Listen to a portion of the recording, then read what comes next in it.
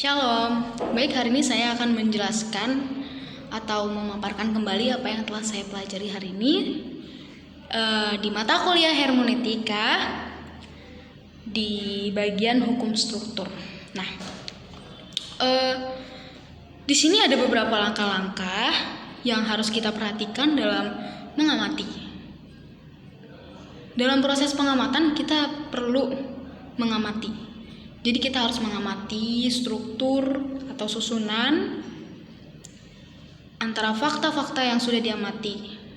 Nah, definisi adalah struktur hubungan timbal balik antara bagian-bagian yang membentuk kesatuan.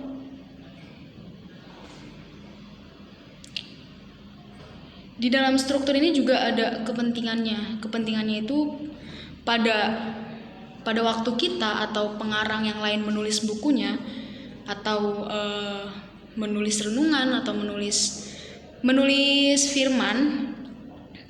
firman yang akan dia sharingkan atau pokoknya rincian-rinciannya dia harus mempunyai tujuan yang tertentu untuk apa yang dia tulis.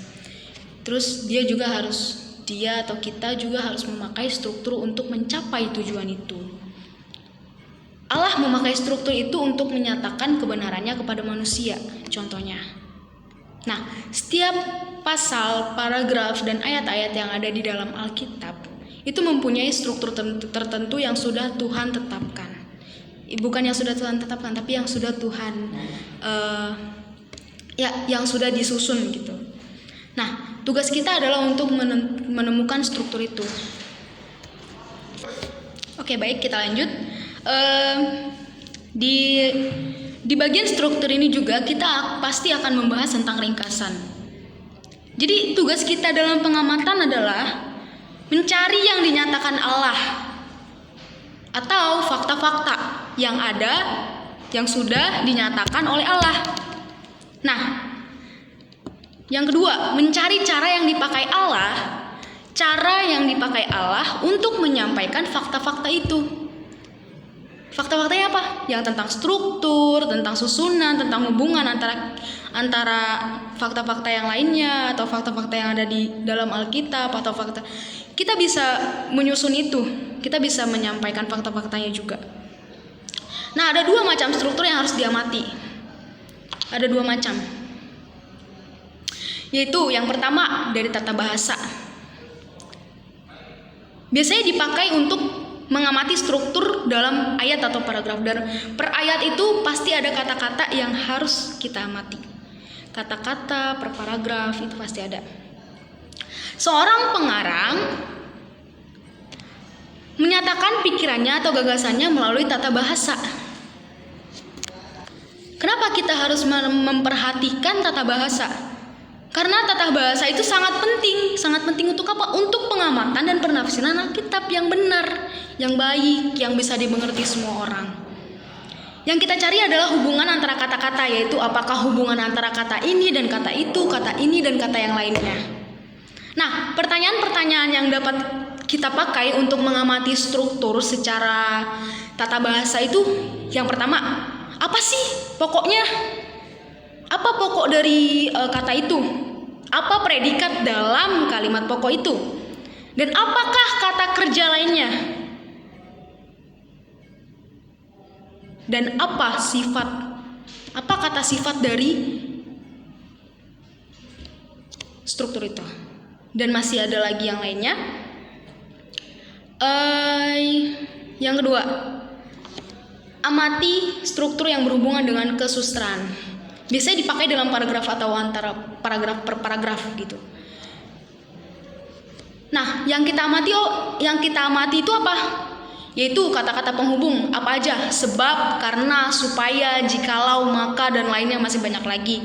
Kata penghubung ini penting karena ini alat yang dipakai penulis untuk menyusun bahan-bahannya, untuk menyusun bahan-bahannya menjadi sempurna, menjadi baik dan bisa disampaikan dan bisa dicerna oleh orang lain. Jadi kata penghubung ini merupakan tanda-tanda struktur untuk mengamati struktur satu dengan struktur lainnya. Nah, yang kedua, pakailah hukum-hukum struktur untuk mengamati struktur.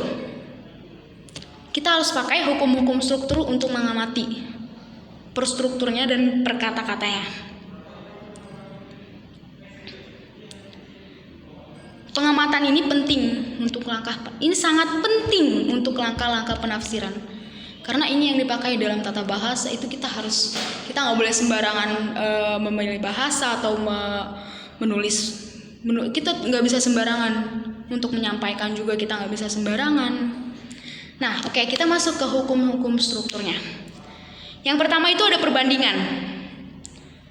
Perbandingan itu apa? Perbandingan itu adalah hal-hal yang harus dibandingkan. Hal-hal yang kita bandingkan, seperti misalkan kata-katanya tuh misalkan seperti, sama seperti, demikian, sama dengan, dan lain-lainnya, masih banyak lagi.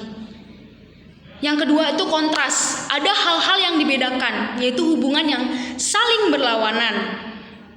Contohnya, contoh kata-katanya, tetapi, melainkan, apalagi, masih banyak lagi kata-kata lainnya. Nah, yang ketiga, sebab akibat. Satu hal yang menyebabkan hal lain. Nah, ini yang mungkin banyak ya yang tertulis di dalam Alkitab. Contoh katanya apa? Yang pertama, karena. Yang pertama karena. Yang kedua, sebab. Yang ketiga, jikalau. Yang keempat, maka. Dan masih banyak lagi kata-kata yang lainnya. Yang keempat, pengulangan. Pengulangan itu apa? Pengulangan adalah kata-kata atau frase yang diulangi. Nah, contoh kata itu banyak, kadang-kadang, persis sama, kadang-kadang mirip. Itu. Nah, yang kelima, peningkatan pikiran. Apa sih peningkatan pikiran? Peningkatan pikiran itu fakta-fakta, ide-ide yang menunjukkan adanya perkembangan pikiran di dalam satu paragraf, satu pasal, atau satu Alkitab.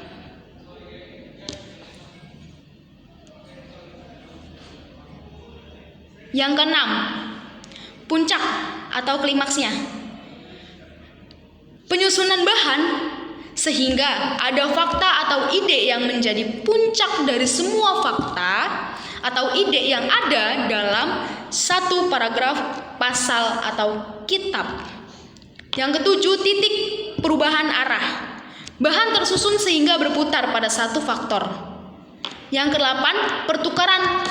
Ada unsur-unsur yang diganti, sering dipakai untuk menguatkan kontras atau perbandingan. Jadi ini yang menguatkan antara kontras dan perbandingan. Yang kesembilan, kelanjutan. Satu pokok dimulai, kemudian ada pemisah, nanti pokok dilanjutkan, ada pemisahnya, nanti dilanjutkan lagi gitu.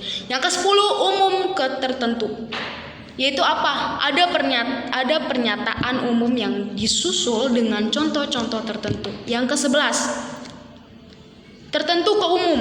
Ini kebalikannya dari umum ke tertentu. Yaitu apa? Ada contoh-contoh tertentu yang disusul dengan pernyataan umum. Yang ke-12, persiapan atau pendahuluan. Ada pemasukan latar belakang untuk peristiwa-peristiwa atau gagasan-gagasan. Yang ke-13, penyingkapan atau ringkasan. Ini dapat ditulis sebelum atau sesudah satuan dalam buku. Nah, yang ke-14, tanya jawab. Ini sering banget yang namanya tanya jawab, ini sering banget.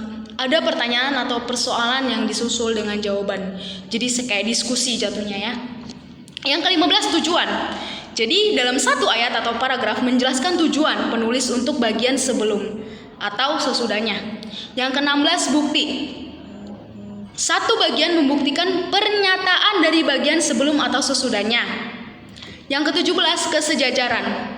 Itu apa? Satu frase atau kalimat sejajar dengan frase atau kalimat berikutnya. Jadi itu yang saya pelajari hari ini dari hukum struktur. Dan untuk kesulitannya mungkin saya masih sulit untuk memahami di bagian-bagian yang di bagian seperti mana tadi?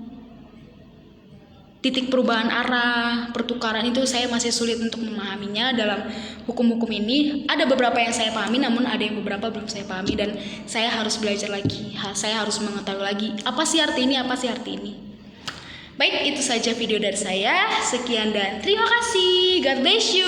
Shalom.